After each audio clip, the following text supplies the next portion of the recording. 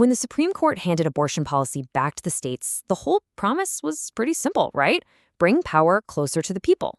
But here's the big question. Did it actually work? Today, we're going to dive into some absolutely fascinating new research that put that very promise to the test. And the results, well, they might just change how you think about states' rights and maybe even democracy itself.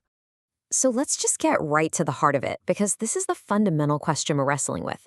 For decades, the argument has been that local control is the best way to reflect what citizens actually want.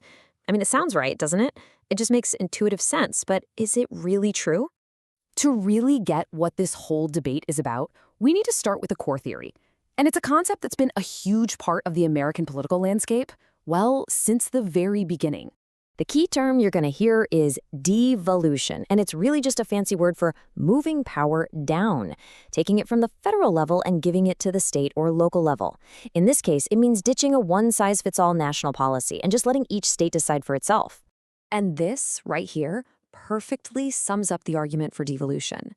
The whole belief is that state politicians, being physically closer to the people they represent, will create laws that are just a better match for local values than some distant federal government ever could. This is the promise we're going to put under the microscope. So, how in the world do you even begin to test a theory this big? Well, it turns out that back in 2022, the Supreme Court kind of accidentally created the perfect, nationwide, real-world experiment. You see, the Dobbs decision wasn't some gradual, slow shift. It was more like someone flipped a giant switch for the entire country. For 50 years, states were basically operating with guardrails set by federal precedent, and then bam, suddenly they weren't. This created this incredibly rare before and after picture that researchers could measure with a kind of precision you almost never get. And just look at how fast things changed. I mean, after half a century of things being relatively stable, the decision comes down in June 2022. And then, by November of the next year, that's just 18 months later, almost half the states had already passed brand new laws. It just goes to show you how ready and waiting state legislatures were to use their new power. Okay, this brings us to the really, really clever part of this study. See, if you want to test the promise of devolution, you have to be able to accurately measure the gap between what the public wants and what the laws actually say. Now, this has always been a huge problem for researchers. You can ask people if they support or oppose some law, and you get a simple yes or no. But that doesn't really tell you how much they agree or disagree, right? It doesn't tell you what their ideal policy would even look like. It's kind of like trying to measure how tall someone is with a bathroom scale. But here's the study's elegant solution. What the researchers did was measure both public opinion and state policy on the exact same simple scale: the number of weeks into a pregnancy that abortion should be allowed. This genius move lets you do a direct apples-to-apples comparison of what people think the law should be versus what it actually is. All right, so with this powerful new way to measure the gap between voters and their laws, what did they find? Did devolution actually deliver on that promise of bringing policy closer to the people? So let's start with the before picture. And honestly, this is just stunning. Before the Dobbs decision, under the old federal rules of Roe v. Wade, the law in every single state was more liberal, meaning it allowed abortion for a longer period of time than what the average person in that state actually wanted. Just look at the chart. You can see the squares, which are the laws, are consistently way to the right of the dots, which is public opinion. And we're not talking about a tiny gap here. On average, across the entire country, state laws were allowing abortion for a full 9 weeks longer than what the median resident preferred.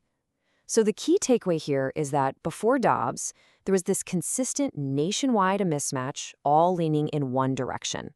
Okay, now let's look at the after picture. And as you can see, that consistent liberal bias, it's gone. But look closer. The overall distance between the dots, what people want, and the squares, what the laws are, it didn't really get any smaller.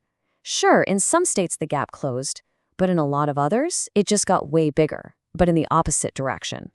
The mismatch was still there. It just got polarized. And this slide perfectly illustrates what the researchers started calling the leapfrog effect. Let's just take Tennessee. Before Dobbs, their law was about 10 weeks more liberal than what their citizens wanted.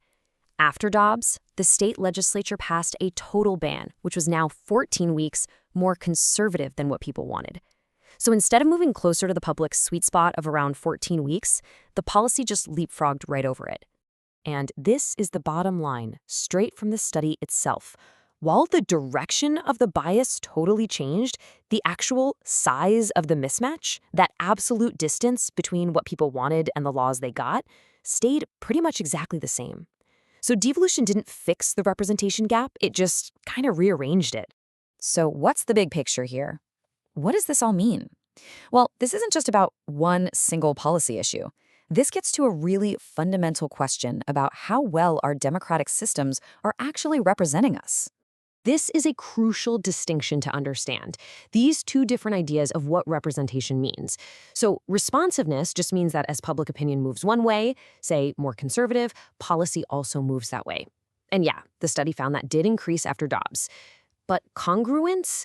That's the real prize. That's when the policy actually matches public opinion. And the study found this did not improve one bit. States were responding, sure, but they were consistently overshooting the mark. So let's tie this all together. The most important thing to take away is that devolution, this idea of just giving power to the states, is not some magic wand for better representation. In this case, it didn't create alignment. It actually led to sharper polarization where states often leapfrogged right over what their average resident wanted. And the really wild part? This all happened on one of the most high-profile, emotionally charged issues in the country.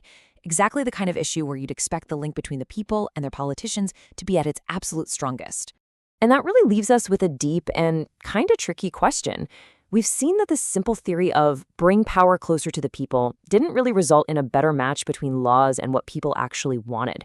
It really challenges a core belief about federalism. So if devolution isn't the silver bullet, then what is? What does it truly take to build a system where policy doesn't just react to public opinion, but actually reflects it? That's the challenge this research leaves us all to think about.